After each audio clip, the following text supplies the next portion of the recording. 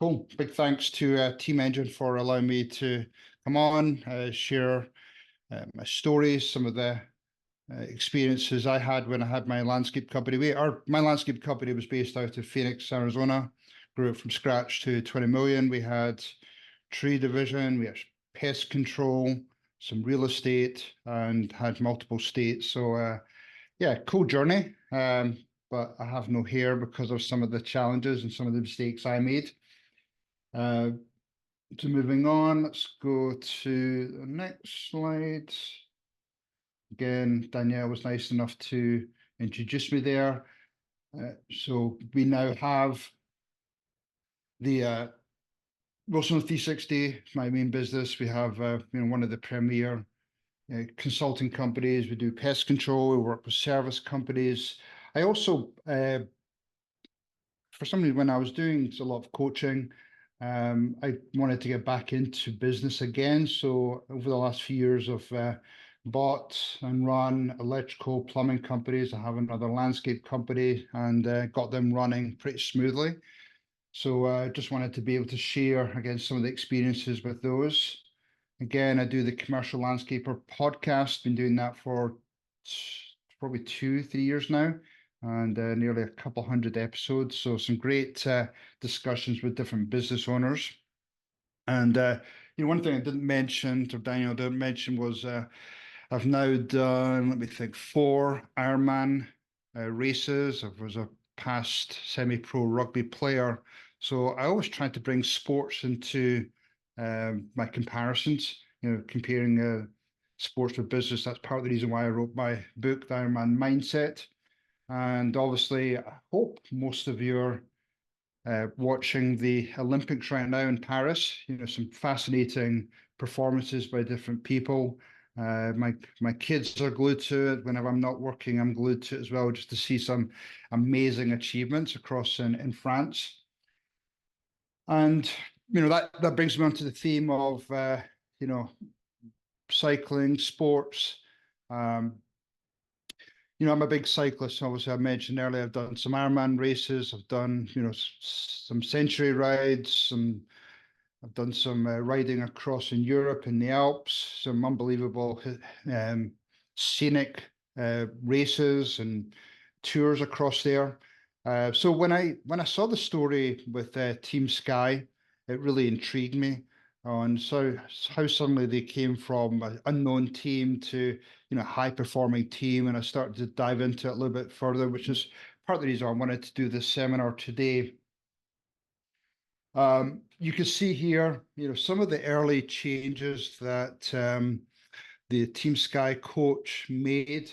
He introduced things like the Team Sky coaches or buses, whatever you want to call them.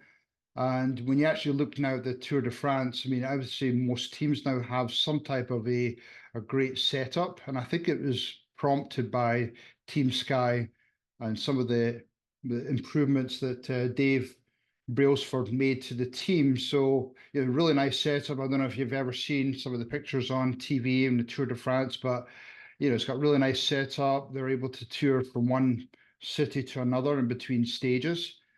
But that bus is fully equipped with massage therapists, with a chef, and just unbelievable what that type of setup is. So turnaround of British cycling, as you see here, is David Brailsford became the performance director for British cycling. After 100 years of mediocrity, 1 Olympic gold medal since 1908. No British cyclist had won Tour de France in 110 years. That's unbelievable stats. Challenges European bike manufacturers, some of the best performing manufacturers in the world, refused to sell to the British team just because of the poor performance. And the strategy for David, he had some past great experiences to share and some wins. He just wanted that aggregation of marginal gains to improve every aspect of cycling by 1%.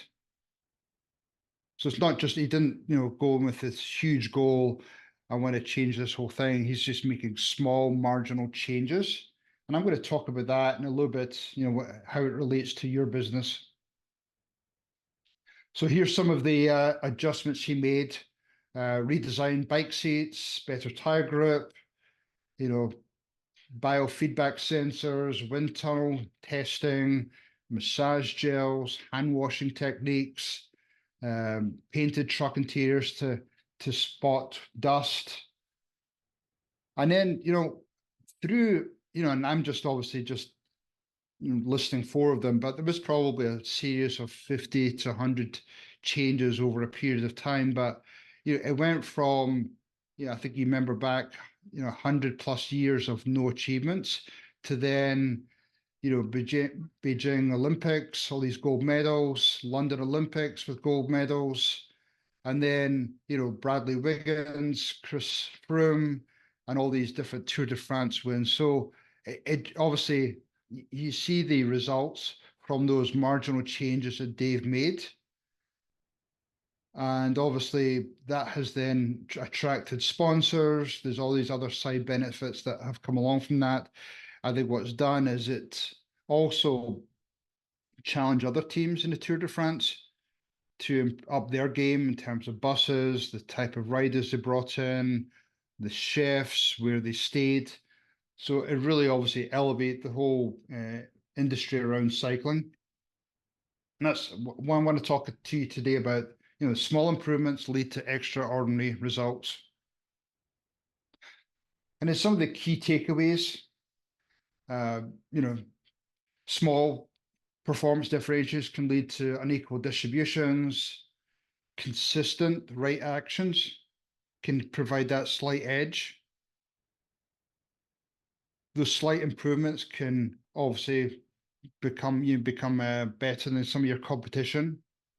Even some of those small changes can obviously put you in that winning position. You don't think of it necessarily at the time that you just make one small change, or combination of small changes can really leapfrog some of your competitors. And just that 1% rule can really, again, you can rule the field, rule the industry. And I want you to start thinking about that, how that can potentially apply to your industry, whether it be landscaping around, janitorial, and look at some of those, that 80%, 80-20 rule can really, again, make a significant change to your industry. So I want to get into some of the examples I used back in my business. As I say, we're based in Phoenix. We had between 350, 400 employees. I think when I go around to talk to a lot of my coaching landscape clients, one of the biggest things that comes up is, labor. We don't have enough labor. We can't find them. Back in, I would say probably back in 2014, 15, we actually managed to crack that code within our market. We were actually getting a lot of people in our door. We're beginning to build the bench. There's probably 4 or 5 applicants every single day come into our branch. So felt as though we had cracked that code. But one of the challenges we did have is within that first month, we were losing employees. We built the bench, but we were finding they were just walking out the door, sometimes same day, sometimes within a week, sometimes a couple of weeks. We had an increase in accidents that first 30 days. Some of the quality of the jobs were slipping. Morale was low because of turnover. We tapped into a lot of our existing employees to encourage them to bring in employees, but if they were turning around within a week or 2 weeks, that morale was getting low because, initially they were excited by seeing people coming in. Yes, we've now got that third or that fifth man on our crew. But then if they were leaving again, they were back to square one again, and they were actually having to up their game. So morale was beginning to go down. Existing employees started to stop referring stuff to us, and our retention rate was dropped under 90%. We had a really proud record before that. That retention rate was 90+% because of the way we treated employees, but that was beginning to go down. So one of our, marginal changes, we looked at, let's focus on an onboarding program. as I say, employees were leaving, increasing accidents. So what we did is we looked at how do we solve this? We brought in, some of our key players in the company. We talked to some of our crew leaders, and that the action items we actually came up with was we, I think what was happening was employees were coming in, they were being thrown onto the crew day one. The crew leader had these high expectations on how that person should perform. And a lot of these employees had come from maybe working inside, working in fast food places. So they just had a totally different environment to working outside in the heat in Phoenix. So what we did is we start training them on doing things like low pressure on site jobs. So if we had maybe 3 to 5 people on an on site job, they might spend a week or two on that on site job. So it was a lot less pressure, a lot more hands on training. We went into some of the safety protocol. We would also train the trainers.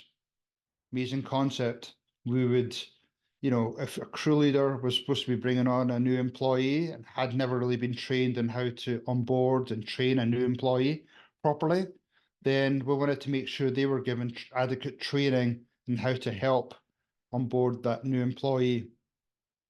We documented the onboarding program, included videos. We used Loom, we used Trainio to help document it. So we had a series of videos in Spanish and English. We had our training documents. So it was a really detailed 30, 60, 90 onboarding program. So we spent a whole 90 days just bringing on that program, getting it solid, testing it in the field, getting feedback from employees, from the crew leaders. So that was really our marginal gain. That was really our rock. We were talking about EOS or scaling up terminology. That was our rock for that quarter. And then we got ownership involved, myself, my partners. We got involved in when we brought employees in, we were able to share the why we had started the company, the story. We talked about our core values, the expectations in the companies. I think before we never saw half of our new employees. So they were just churning. Whereas if we were able to actually talk to a group or talk to them individually and explain the story of the company, how employees were so valuable to us, it really made such a big difference.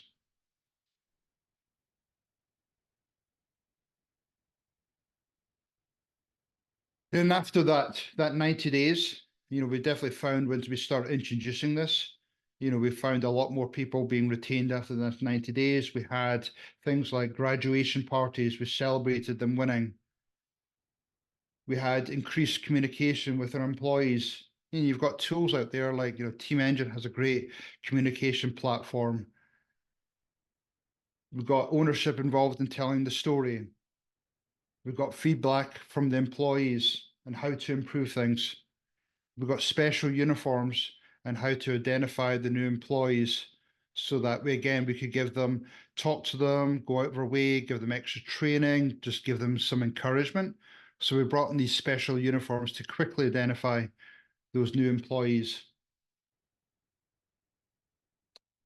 And then we got, one of the interesting things we did as well is that when a new employee came in, certainly for us, we had a lot of the time their partner, wife, husband would come in with that initial interview. And we actually got them involved in the hiring process.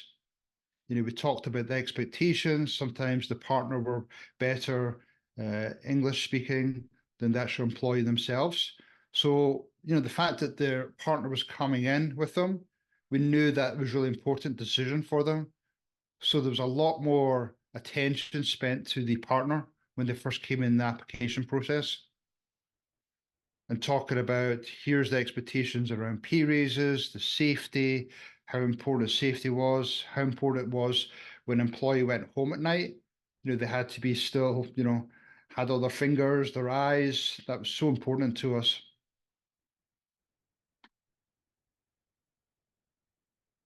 And then the results after that 90-day, we had much better retention rate. We got up to exceeding our 90% goal, reduced number of accidents because we were able to handhold them.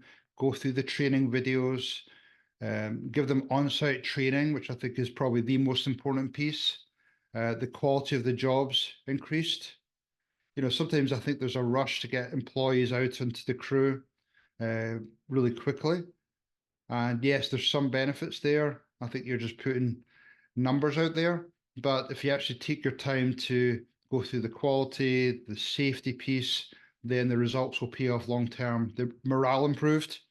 Again, if you've got full crews, then that morale is going to come up again. Existing employees had more confidence to refer employees. And then what we did is we actually incentivized the crew leaders if they kept that new employee there after 90 days. And that was a huge win for us. They actually cared about them, put less pressure on them. Still safety, quality is still important, but there was just a little bit more forgiveness. So, every crew leader that retained an employee for 90 plus days, they got a small incentive. And then what happened as well, this was almost like an unintended benefit. Those new employees realized we cared so much about them. They actually then started to refer us to some of their friends and family, which was huge. And again, we instilled a referral bonus. So again, if that employee brought in somebody else or two team members, we came up with that 30, 60, 90-day referral bonus as well. So all those little small improvements, again, had the benefits of improved retention, improved employee morale, the culture of the company, improved quality. It made such a big difference for us. So I'm going to pause there for a minute, Danielle, just to see if any questions have popped up in the chat. Maybe I get you to read them off. Okay, awesome. No questions. Just me Cool. commenting that Okay, I cool. thought it was a really neat idea to get partners involved in hiring. That was one that I'd never heard of before. Yeah, I mean, we realized we were onto something when, I would say probably 50, 60% of our applicants brought in their partner. And we just Yeah, I mean, it we makes wondered sense. why. It's such a big decision that affects both people in the relationship. So it totally makes sense to bring them in to show them, how important that individual is to the team. So, yeah. Yeah, and even on a management or leadership positions, again, we realized that the partner was involved in that decision making, especially when people were perhaps moving jobs or moving to a different state.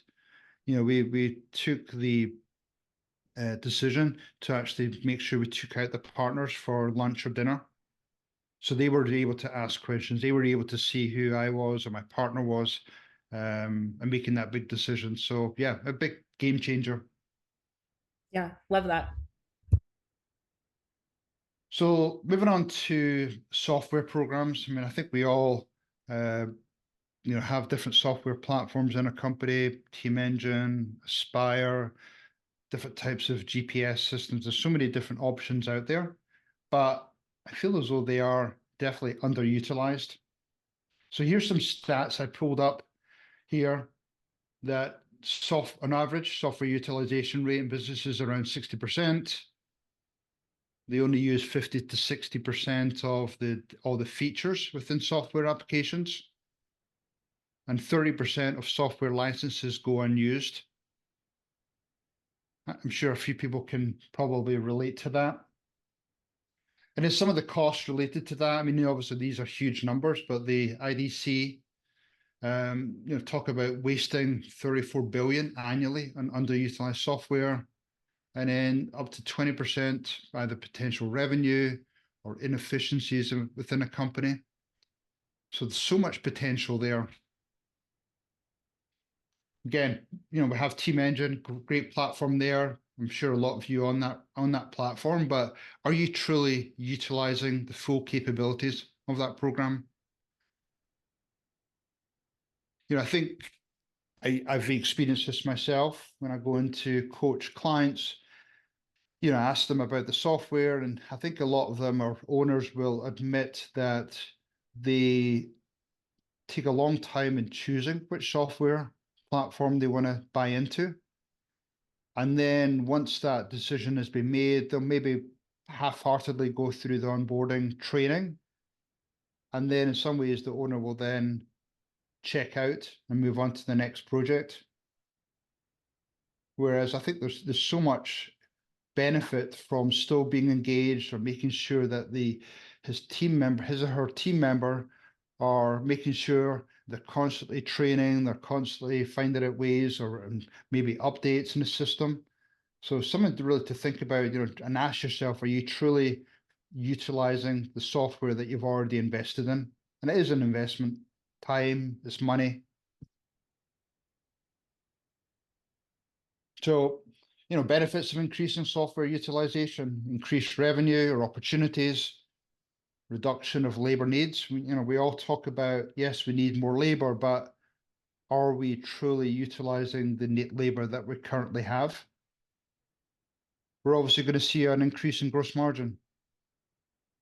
If we're able to be more efficient with things like routing, use of labor in job sites, then obviously that's going to have a big effect on increasing gross margin, reduced accidents or gas usage. I'm going to get into that in a minute, but if you're fully utilizing your GPS program, then are you taking advantage of better routes, stopping idling, going between jobs, unauthorized stops, again, related to GPS, again, reducing theft. I've had several trucks stolen or gone MIA for days. Now, having that GPS definitely helped us track those vehicles or track maybe where there was some stuff stolen or recover those vehicles.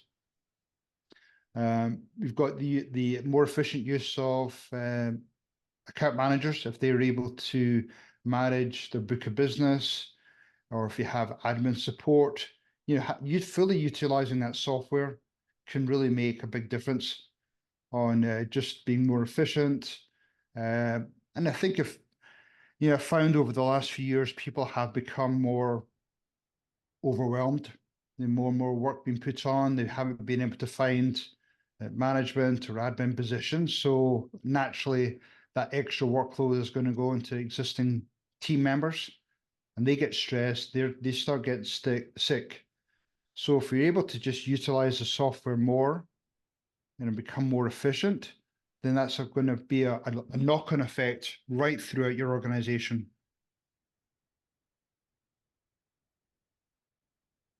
So here's some examples, and some of those figures are rounded up. There's maybe slight bit of exaggeration here, but back in 2014 we had probably 156 vehicles all in GPS, and one of the things we decided we weren't we're doing all that well financially. We had low profit margins.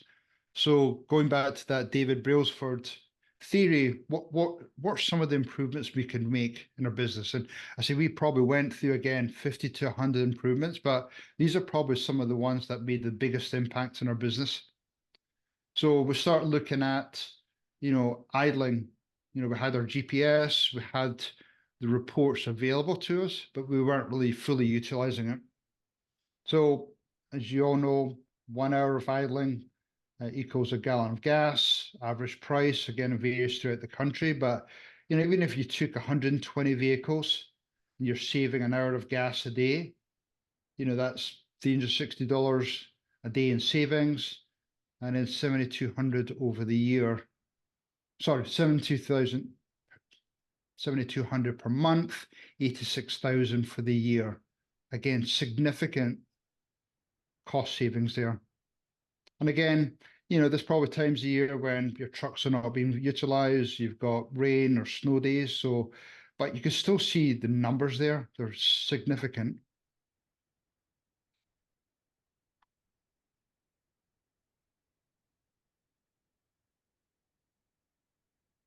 Again, if you have inefficient routing, if you're not looking at your routing of jobs on a weekly or monthly basis, again, you're getting increased windshield time, which is multiplied by 3 to 5 people in the truck. You've increased wear and tear in the trucks, trailers, tires. Again, these are sort of some of those hidden costs you don't think about. Again, if you're struggling for labor, but if you become more efficient on how you distribute your labor, monitor your labor, then could that increase your capacity?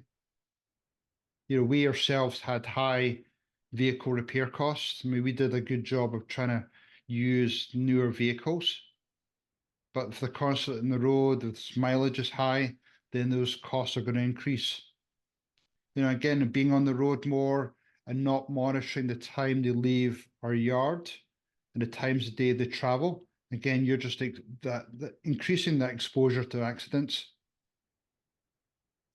One of the things we also did with our GPS, again, going through this whole exercise for 90 days is, we started indicating with putting geofences around not only our jobs, just to make sure that they're matching up with our timesheets, but also we started indicating what are the places they shouldn't be at.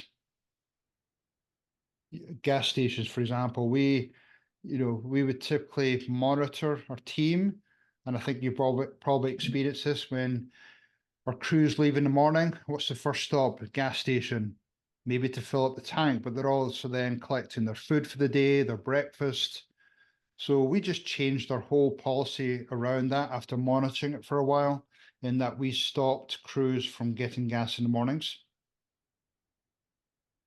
And we changed that to only being able to get gas in the afternoon. And it would only be the crew leader that would get gas. So making those small incremental changes make a huge difference in our time, because most of our crews were probably spending 10, 15 minutes in the morning at a gas station. We would monitor not only our landscape companies stopping at something like a QT, but other companies would be there. They'd be talking amongst each other, be getting breakfast, there'd be queues at the pumps or in the gas station itself, and it was just a complete cluster. So we wanted to change all that, and we did that over time.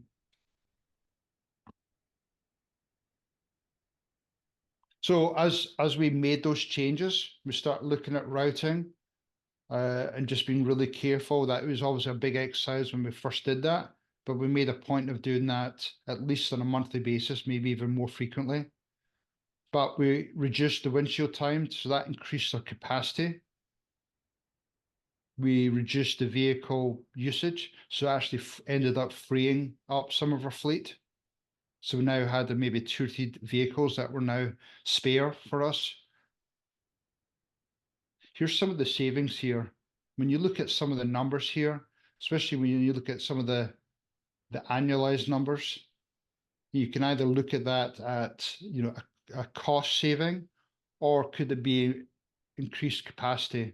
So what I did there in that 4th line down, we had the potential of the savings of 24,000 hours per year. And our billable rate at that time was roughly about $40 an hour. So if we were able to then bring in more work to be able to counter those saved hours, then that would be the extra revenue we bring in, nearly $1 million. Now, I think in reality, back at the time, over a period of time, we were able to capture with our existing fleet and our existing labor force, it was probably in that 700,000 range, but still unbelievable savings and increased capacity and revenue by not really changing much in terms of our assets.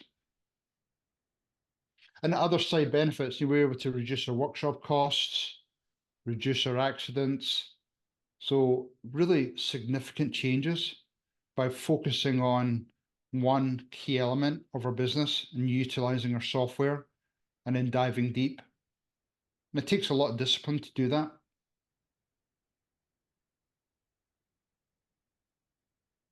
So again, some of the examples we gave were, eliminating more morning fuel ups. We'd actually provide water, ice, drinks machines. We actually encourage some food truck vendors to be in a yard or just outside of a yard, so they were able to get all that stuff before the start of the day. we would look at automation of our GPS reports. So anytime there was speeding, there was idling or summarized idling, or even unauthorized stops, our supervisors would get those reports. We also matched up our timesheets to our GPS just to make sure there was nothing funny going on there.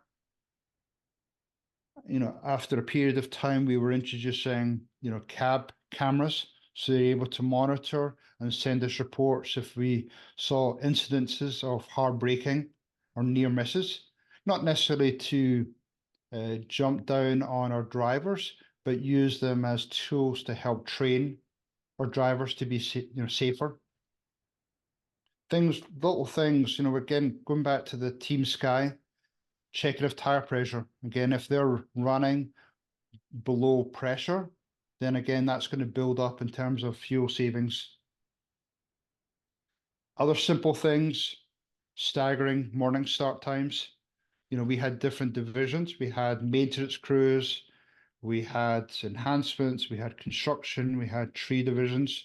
So, again, if you've got a yard of 40, 50 trucks and they're all trying to get out at 5:30 in the morning, complete cluster. So we started changing those times when we started, just to make sure there was a nice, easy flow. And that was the same in the back end. Again, they were coming in at staggered times. We made sure we had some type of a yard person that was monitoring people coming in, how quickly they were getting out. So we monitored all that things to make sure our trucks were leaving within 10, maybe 15 minutes max in mornings. And they were all getting out efficiently and making sure they were set up for the next day. So all those little small changes were really building significant changes in our company. So strategies for increasing software. Training programs, comprehensive training for employees, regular audits, just to make sure that, I think you all probably have found in your business that, you introduce something and then there's some slippage after 60, 90 days. I think there's some great books out there, Atomic Habits. They talk about minimum 90 days you need to almost like build a routine that sticks. So we were always making sure that we're doing some type of internal audits to make sure there was no slippage. And then making sure that there's ongoing training or awareness of any type of software features, any updates and improvements, retraining, retooling our team members. And even bringing in some outside people, whether it be from the software company or external consultants, to really test us and whether we're fully utilizing our software. And trying to make sure we're getting feedback, especially from our field employees. They're the ones doing the work every single day. What are the ways that we can support them, make them more efficient? New machinery, new technology, innovation. So it needed to be like a two-way communication. Again, that goes back to, great tools where like Team Engine offer, where you get that communication through texting.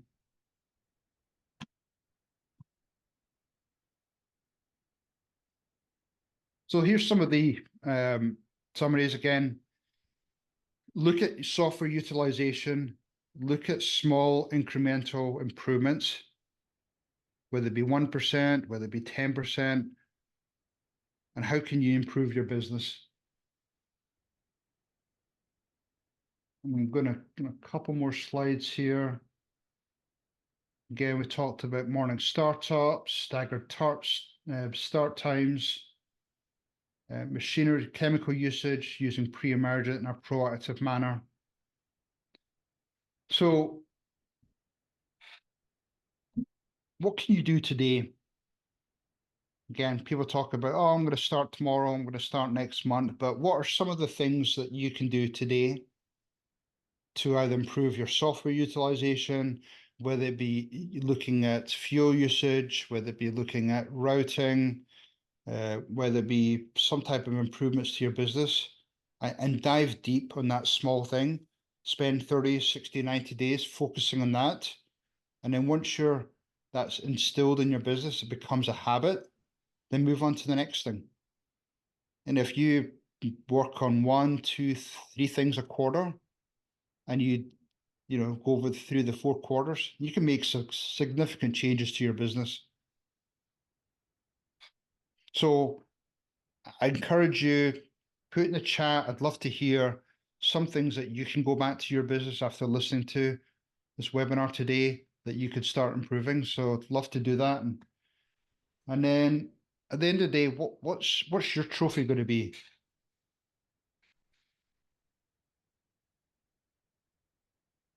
Not only I want you to beat the competition, but is it going to be increased profitability, increased gross margin percentage?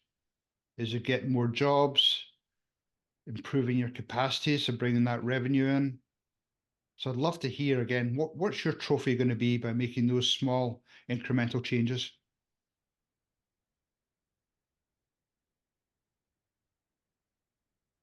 So I'm going to come off my presentation here. I'd love to just open things up for questions. Thanks, See if there's Robert. anything in the chat. Yeah, we've got Brian left a comment, said he loves your thoughts on new employees within 90 days. I think celebrating this milestone is huge for new employees. We see that at Team Engine with so many of our customers across the board, where that first 90 days is just so crucial. Like it's pretty universal that that's where most turnover happens. And so by putting a whole program together to focus on making sure that they're trained and have the resources that they need, and not only that, but that somebody is checking in with them to make sure that they have the things that they need, so they know who they can go to, and to just feel appreciated and welcomed. I couldn't agree more. I had a couple of comments that I took a couple of notes down. In the meantime, though, everyone who's still on the call, if you do have any questions, now would be a great time to throw your questions into the chat for Robert. But I was just going to say on, again, at Team Engine, we think and talk a lot about software adoption. And, it's one of those things that you really get out what you put into it, right? And having someone champion that adoption, doing all the things that you laid out here, is really important. But you make such a good point of, like, you spend all this time doing the research, and then you make the financial investment to get the software, and then you forget about it, or just assume that it's being used properly. So being engaged with it, you're going to learn about new features coming out, and you'll even a lot of times have the opportunity to impact the product roadmap. We see that at Team Engine all the time. I mentioned our community, where our customers are talking about feature requests and things like that, and we share those and talk about those with our engineering team as we decide what's going to happen next. So it's just really important. I really love that idea of putting some audits in place and having someone kind of champion that. Yeah, I see so many times when it's almost like people just checking a box. Check the box, we've got the software, let's move on. What's the next thing? So, yes, if you're going to do that, great, but pass the torch to somebody who's going to own the process, own the system, own the onboarding, whatever that change you want to make.